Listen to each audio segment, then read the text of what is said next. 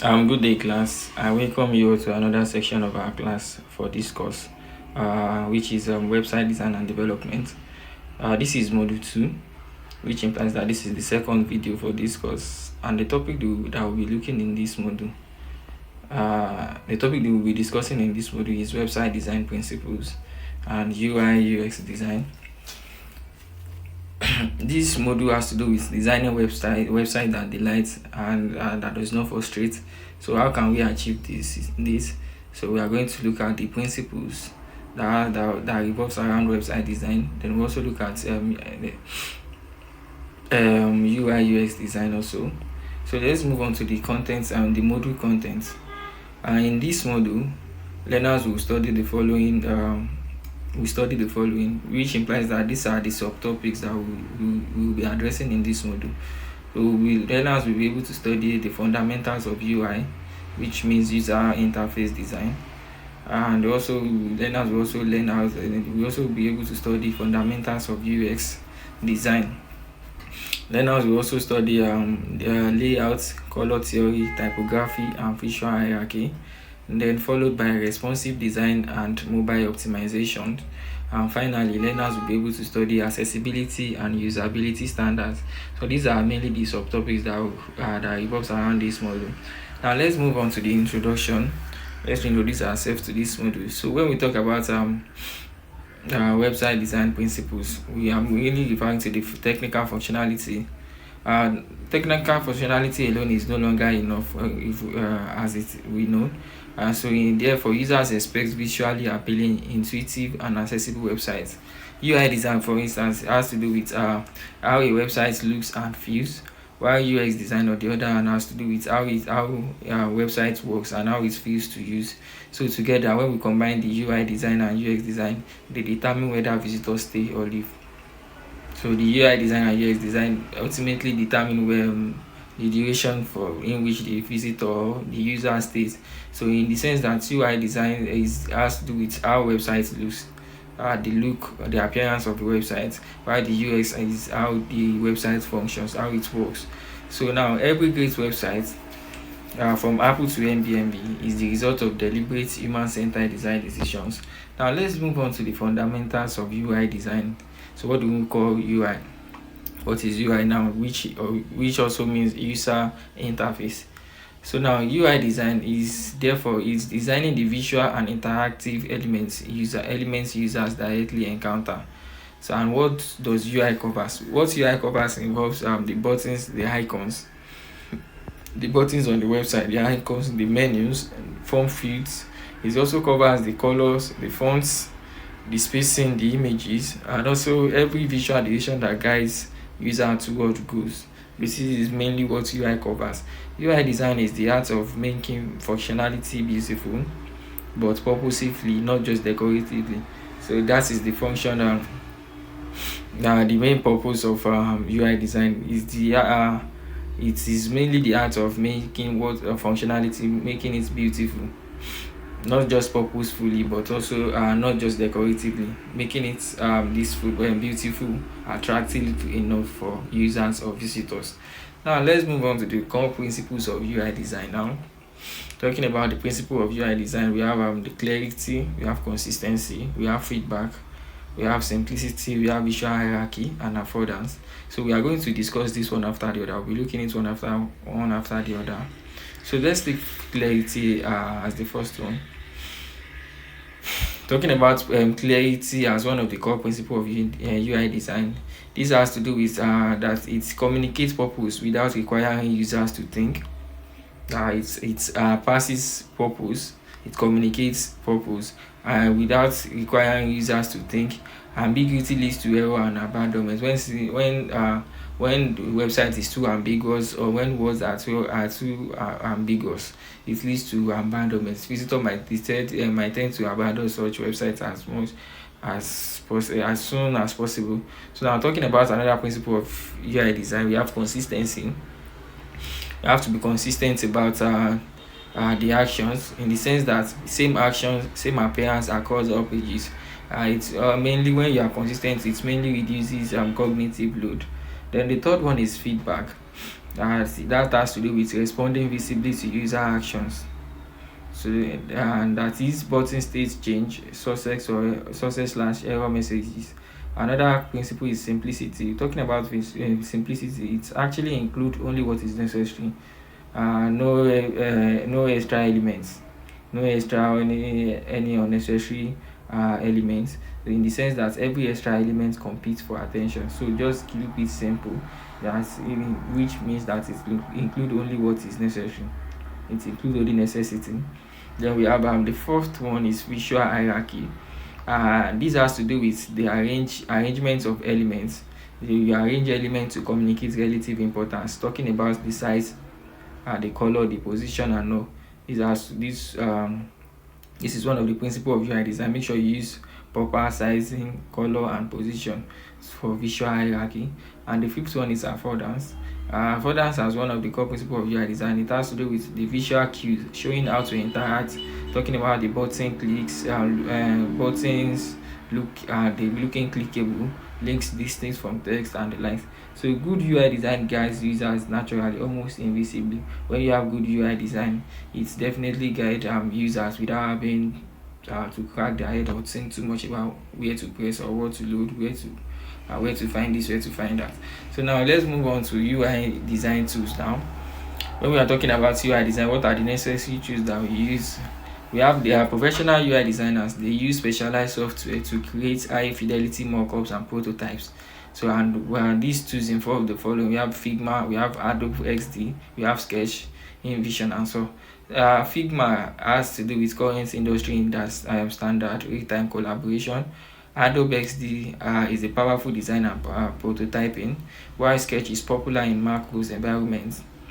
InVision has to do with prototyping and user testing. So these tools that we have mentioned above, they allow designers to simulate the final website experience before coding begins.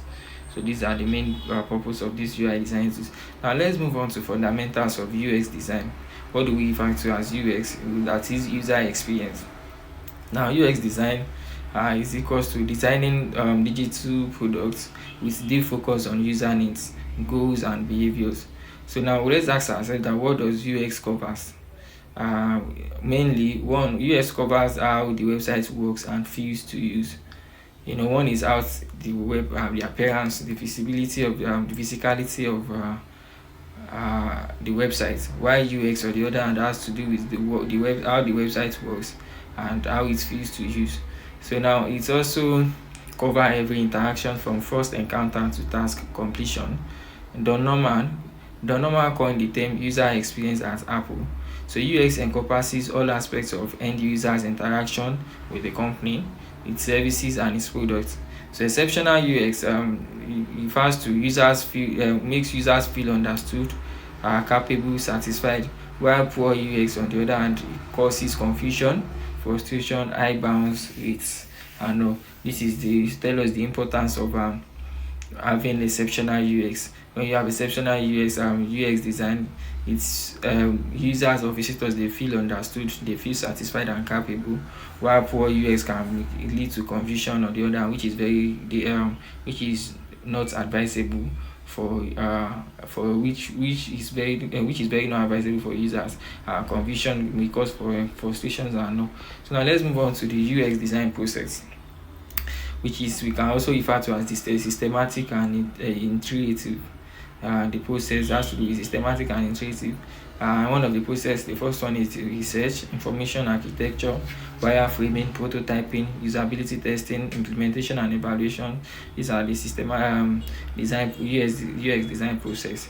So now let's take it one after the other. For the research, you make use of interviews, surveys, analytics, computer analysis, create user personas and empathy maps. While information architecture, that's IA, it mainly organize content and navigation to match users' mental models, use card sorting. Wireframing revolves around low fidelity blueprints, showing layout without design detail. Prototyping has to do with interactive simulations to test navigation flows before coding. Now, usability coding is mainly there to observe real users completing tasks and to identify struggles and errors. Well, lastly, implementation and evaluation, they add to developers the post-launch monitor analytics and feedback for improvements. So UX design identifies problems early, saving time and cost. Now let's try to compare the two design together, that is the UI and the UX. Now let's carry out a simple analogy. UI versus UX, a simple analogy. Now if a website were a physical building, let's assume UX, that is the user experience, equals to the architectural structure. You understand the structure, the design, how you want. Now we are trying to imagine UI. The website is a physical building. Now UX, that is the user experience, serve as the architectural design, which is placing things in order. Where should be the kitchen, where should the toilet be, making sure everything is in order. So now this has to do with right rooms in the right place. You understand? Corridors flow logically. Occupants find their way without maps. That is the main purpose of UX. Bringing it down to the architectural design, making sure that everybody know, okay, this is the room, this is the toilet, this is the kitchen, this is the corridor, this is the necessary place. Making it so that the occupants find their way without making use of unnecessary maps. Now UI on the other hand, which means user interface, is the interior design. So we are trying to bring this to our to a simple level that we can easily carry out differentiate the two from. One is UX is the architectural design, that the design of the building, while UI is the interior design of the building, which has to do with the colors of the wall, the styles of the furniture, the quality of the lighting and all. So it is one thing for a building to have a proper architectural structure, but finishing is another thing. What makes a user or occupant what makes occupants free in the building or comfortable in the building is the interior, what is inside the house. So that has to do with the colors of the wall, style of the furniture and the light. So these principles, these disciplines, they are indispensable, which means that together they produce websites that are both beautiful and functional. Now let's move on to layout, color theory, typography, visual hierarchy. So talking about layouts, it has to do with the spatial arrangement of visual elements, which we have the grid systems, which is the invisible structural frameworks that create consistent, balanced layouts. Key layout principles include the following. We have alignment, proximity, white space, X pattern and F pattern. Talking about alignment, this has to do with elements, making sure that elements align to create visual order and connection. Proximity, that is elements are related and grouped together. Related elements are grouped together. White space, this has to do with intentional empty space, reduces clutter, improves and readability. X pattern and F pattern, this revolves around eye tracking research, which shows Western readers Western readers scan pages in these patterns, place critical content accordingly. So now effective layout creates order and guides the eye. Let's move on. Let's look at color theory and typography. Color theory, color psychology. The colors evoke consistent emotion. We have the blue, red, green, yellow. Blue actually means trust, reliability, professionalism, banking, and it is mainly used in banking and tech. So this color psychology has to do with the color and the brain. So we should know that colors evoke consistent emotions. There is something that is attached. There is emotional, something that is meaning that is attached to a different color. Red, on the other hand, has to do with urgency, excitement, passion, and green has to do with growth, health, and sustainability, while yellow has to do with optimism and energy. Now, color harmony is very essential when we are is very essential in UI design. In designing, so complementary, make sure there is high contrast, analogous, and the like, contrast and readability. So the WCAG requires 4.5:1, 1 ratio for normal text, while we have to 60 to 30 to 10 rule. 60% dominance neutral, 30% secondary, 10% accent calls to action. Sorry. Now typography, it has to do with typeface selection, and also color and type profoundly affect both aesthetics and readability that in designing in web design. Now let's look at visual hierarchy and responsive design. Visual hierarchy has to do with arrangements communicating relative importance. So it can be achieved through the following. We have the size, the color and contrast, the width, the positioning, the white space and all. Size has to do with larger elements, they attract attention first. So color and contrast, make sure you use high contrast which on more prominent one, the one that is more prominent.